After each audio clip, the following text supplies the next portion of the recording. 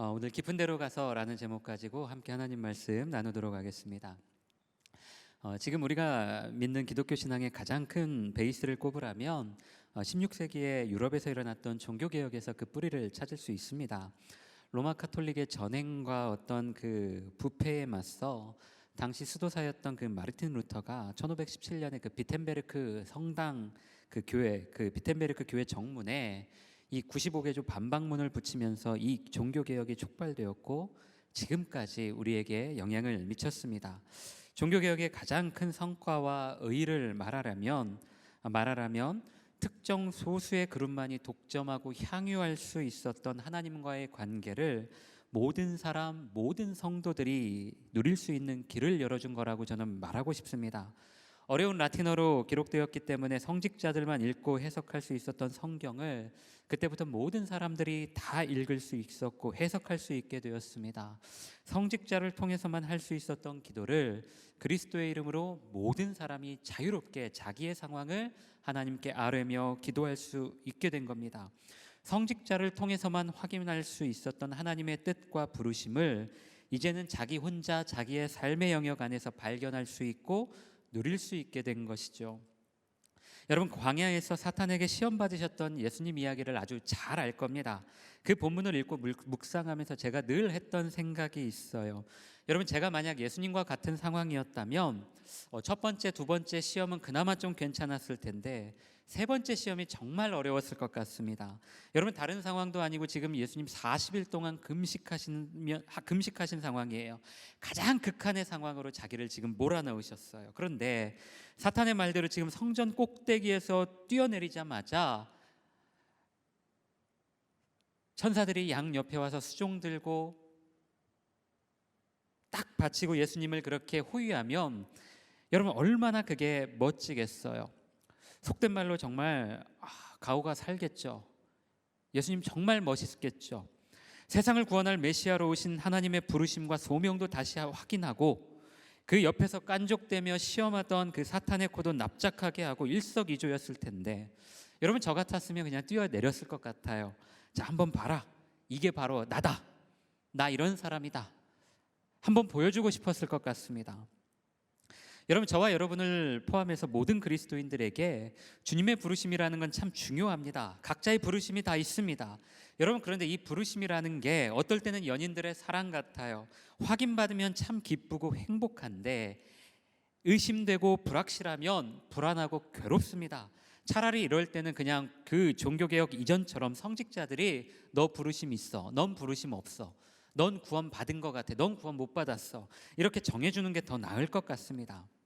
여러분, 요즘 시대는 일과 목회를 병행하시는 사역자들이 참 많아요.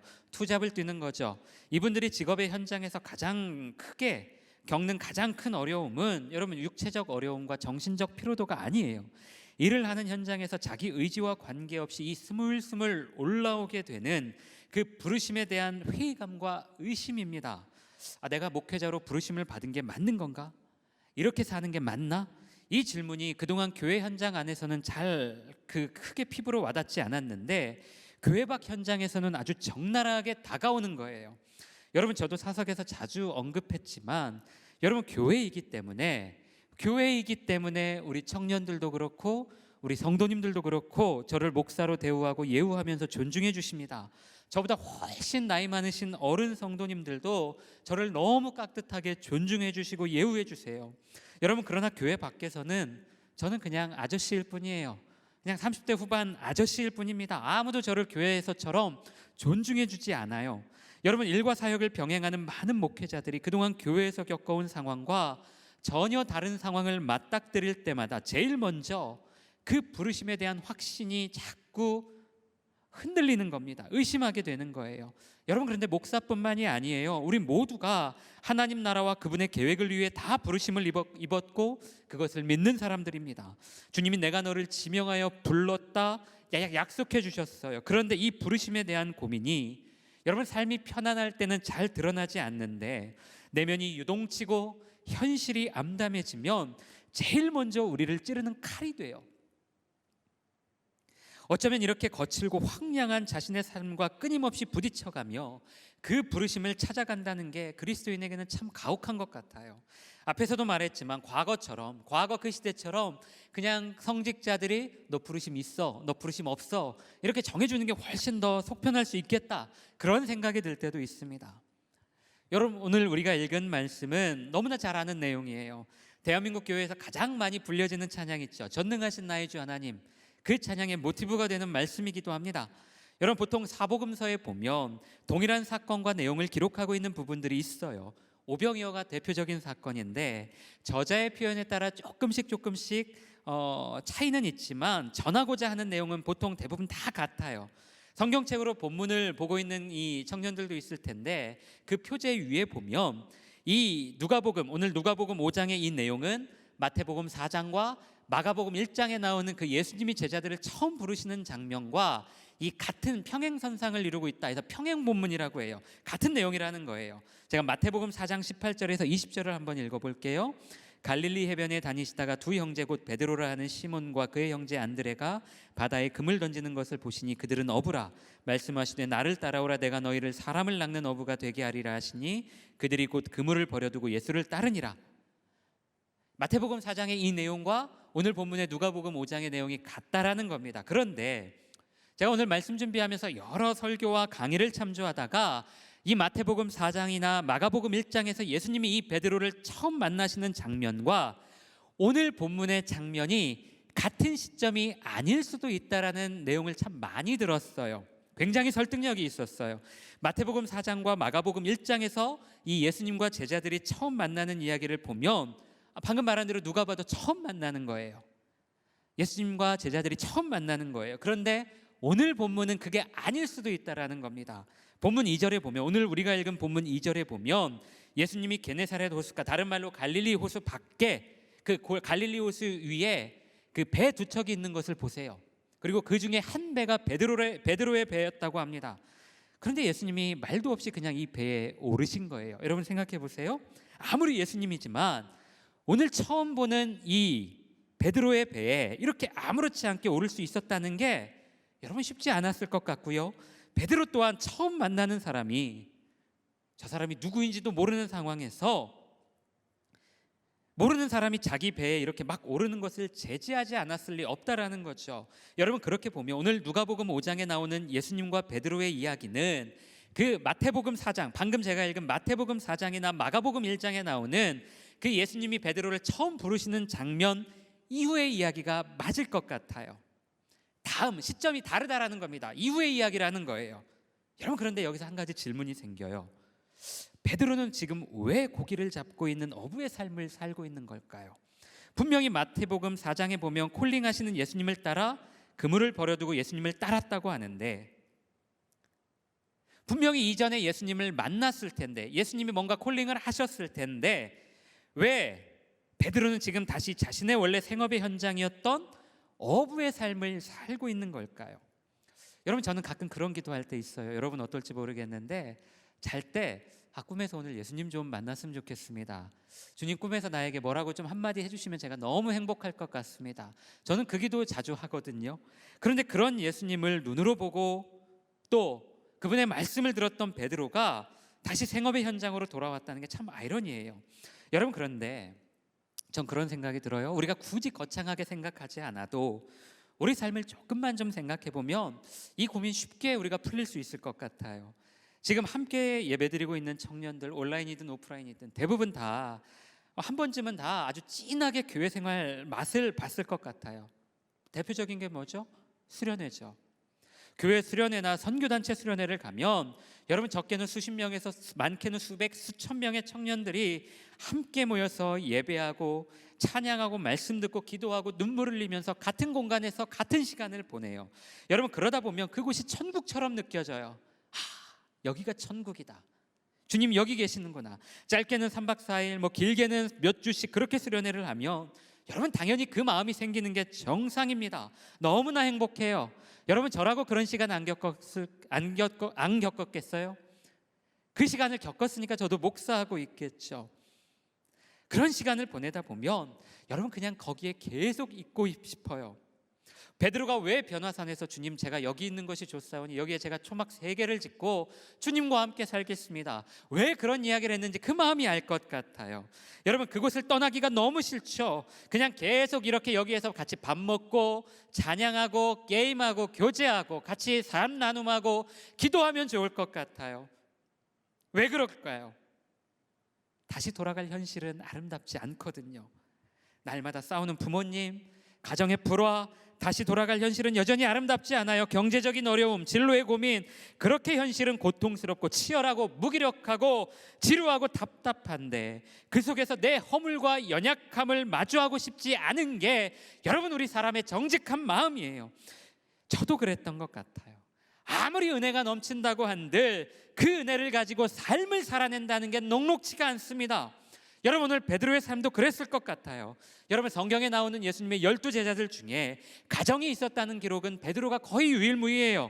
베드로에게는 제자의 역할도 있었지만 가장의 역할도 있었을 것 같아요. 하나님 나라를 위해 부름받았다는 감격과 기쁨도 있었지만 동시에 누군가를 책임지고 부양해야 된다는 그 부담 또한 함께 존재했어요.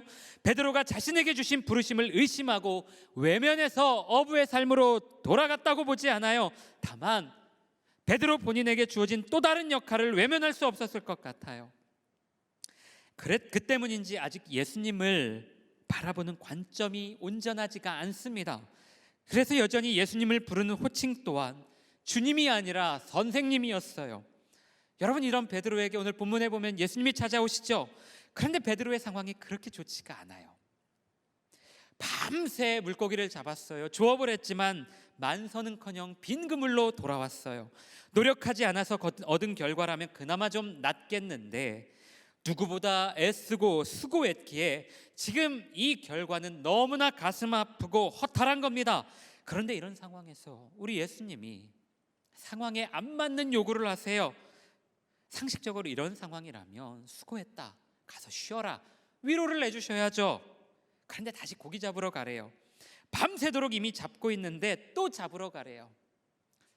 이런 비유가 어떨까요? 여기 우리 형제들이 있는데 유병수에서 이미 저녁 신고 다 하고 유병수 밖으로 나왔는데 갑자기 전쟁 났다고 다시 부대로 돌아가래요. 갈 수 있겠어요? 물론 가야죠. 마음이 얼마나 괴롭겠어요. 베드로의 마음이 이랬을 것 같아요. 하필 그물을 내리라는 위치도 지금 배가 정박해 있는 근처도 아니고 깊은 데로 가랍니다. 깊은 데가 어딘지 모르겠지만 멀리 가야겠죠. 당연히 멀리 가야겠죠. 안 그래도 속상하고 허탈한 마음으로 돌아와서 내일 조업을 위해 그물을 싣고 있는 사람한테 여러분 다시 고기 잡으러 가라는 건 굉장히 불편하고 어려운 요구예요. 고기라도 많이 잡아왔으면 그래 혹시 또 하는 마음에 억지로라도 나갈 텐데 이미 몸과 마음이 너덜너덜해진 사람을 그 실패 현장으로 다시 내몰고 계세요. 다른 사람도 아니라 우리 주님이 다시 그 실패 현장으로 내몰고 있는 상황이에요. 여러분, 그런데 베드로의 순종에 놀라운 결과를 만들어내죠. 그물이 찢어질 정도로 고기가 많이 잡혔어요. 얼마나 감격스러웠을까요? 그 감격스러움이 지나고 베드로에게 찾아온 첫 번째 감정이 두려움이었습니다. 호칭도 선생님에서 주님으로 바뀌었어요. 주님의 신적 권위를 체험하고 나서 자기가 얼마나 초라한 죄인인지 인식하게 된 거예요. 여러분, 제가 오늘 본문 가지고 설교 준비하면서 많이 고민했어요. 실패한 사람에게 찾아오신 예수님? 아니면 순종의 결과로 만들어낸 기적? 이런저런 생각을 하다가 어떤 관점으로 이 본문을 이해할까 생각하다가 문득 부르심이라는 게 생각이 나더라고요. 주님의 부르심이 뭘까라는 질문이 생겼어요. 흔히 콜링이라고 말하는 이 부르심이 구체적으로 우리 삶에 어떻게 나타나고 있는가, 어떻게 나타나야 되는가라는 질문이 생기더라고요. 여러분, 이 땅의 교회가 이 부르심과 가장 잘 연결짓는 것 중에 하나가 뭐죠? 직업이죠. 직업. 어떤 직업을 갖는 것이 주님의 부르심인가에 가장 큰 포커스를 맞추고 있어요. 물론 그것도 틀린 말은 아니에요. 그러나 여러분, 저는 주님의 부르심이 꼭 직업과 연관된다고 보지는 않아요. 또 부르심을 굉장히 스펙타클한 어떤 사건이나 경험으로 말하기도 합니다.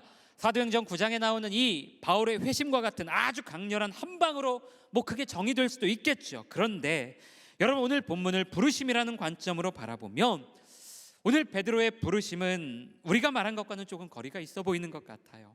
분명히 모든 것을 버리고 예수님을 따랐는데, 예수님을 알았는데, 예수님을 봤는데, 예수님의 말씀을 들었는데 다시 생업의 현장으로 돌아갔어요. 분명히 예수님의 콜링을 신앙적으로 받았지만 예수님을 바라보는 시선은 하나님의 아들이 아니라 선생님입니다. 그러기에 앞서 말한 그런 기준으로 보면 뭔가 베드로의 부르심은 불완전해 보여요. 베드로가 살았던 그 부르심의 삶은 불완전해 보여요. 부르심이 없는 것처럼 보이기도 해요. 여러분, 그런데 설교 준비하면서 그런 생각이 들더라고요. 꼭 그렇게 봐야 될까? 여러분, 우리는 자꾸 부르심을 있다 없다, 했다 안 했다, 봤다 못 봤다라는 식의 이분법적 논리로 접근하려고 합니다. 부르심을 입고 그것에 반응한 사람들의 삶은 이렇게 살아야 된다라는 마치 공식과도 같은 결과물을 우리가 머릿속에 그리고 살아요. 여러분, 그러나 오늘 베드로의 모습을 보면서 여러분, 부르심은 뭔가 있다 없다로 바라봐야 되는 것이 아니라 만들어져 간다라고 보는 게 더 맞을 것 같아요.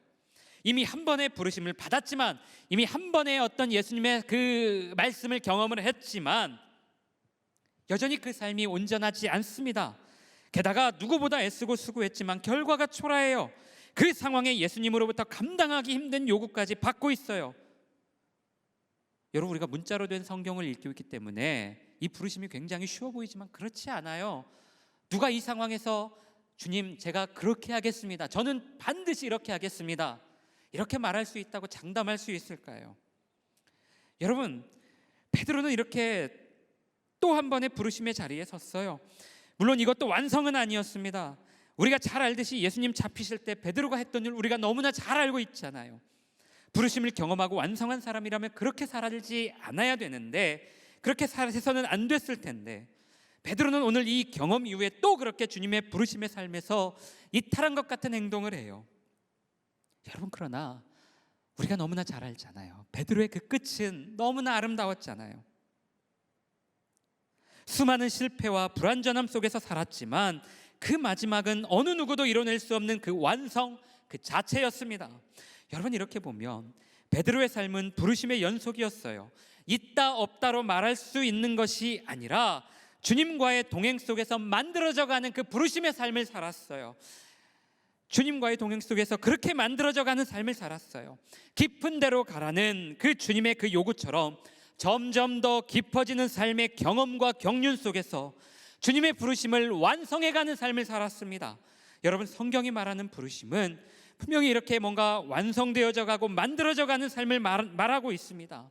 강렬한 사건, 어떤 강렬한 변화, 이것도 부인할 수 없는 부르심의 한 단면이겠지만 여러분, 오늘 베드로의 모습 또한 주님의 그 부르심에 서 있는 사람의 삶이라는 것을 여러분과 제가 알았으면 좋겠습니다.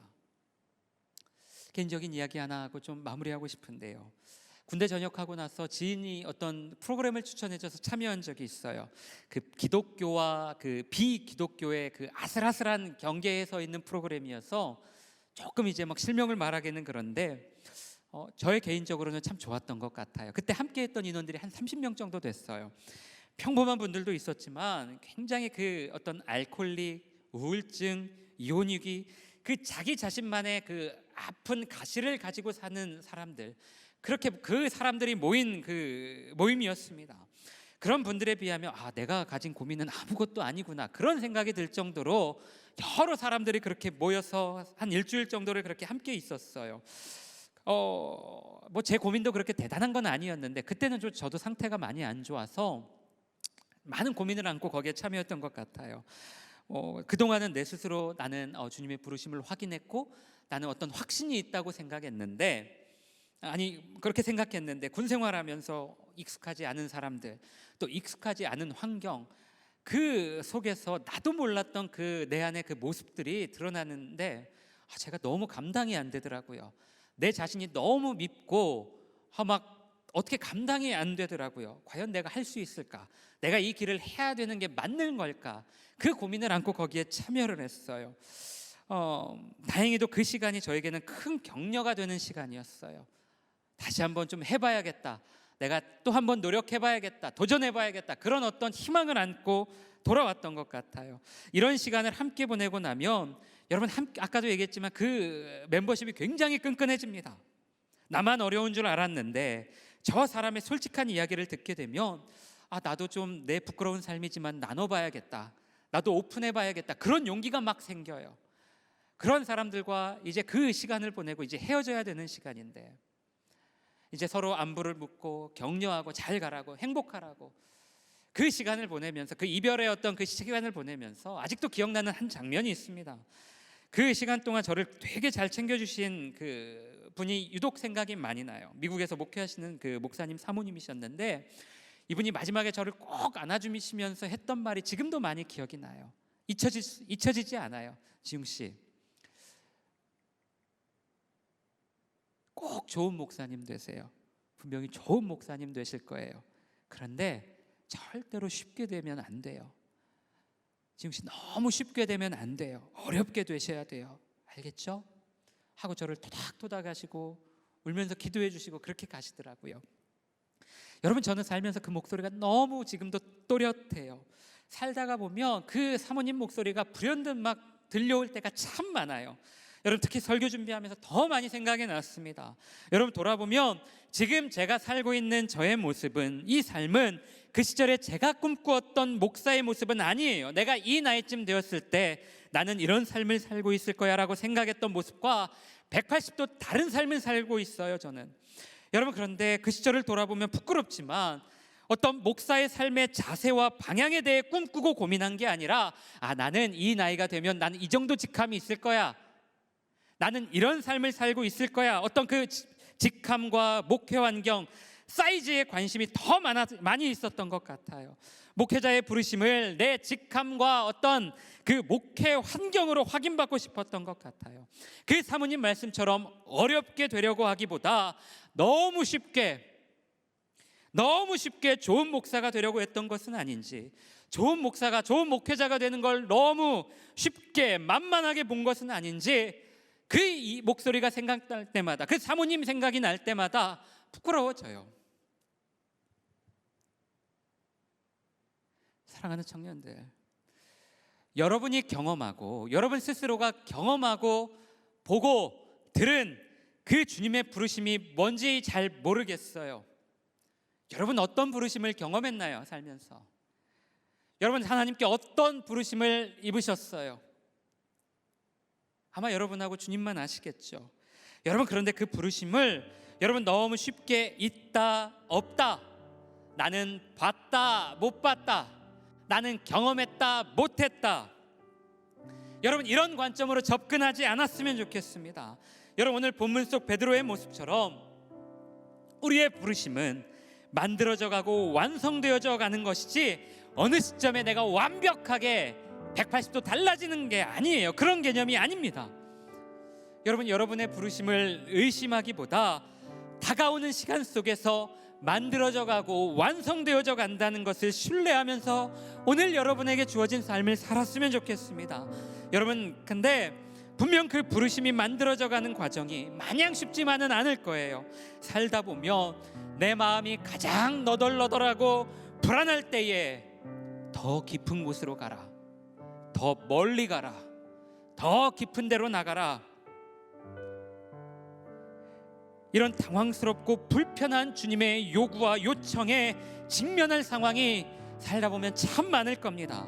좀 주님이 전능하다고 하셨는데, 그렇게 전능하신 하나님이면 내가 노력하지 않아도 주님이 나를 좀 전능한 능력으로 좀 바꾸시고, 나를 좀 그렇게 고치시고, 나를 좀 끌고 가시면 좋겠는데, 자꾸 내 노력과 순종을 요구하시는 그 불편한 경험을 하게 될 수도 있어요.